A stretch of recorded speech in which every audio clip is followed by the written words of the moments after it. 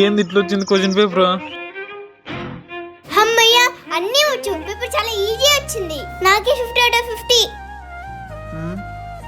అయ్యయ్యో అన్ని నేర్చుకుంటే 3 వచ్చినాయే.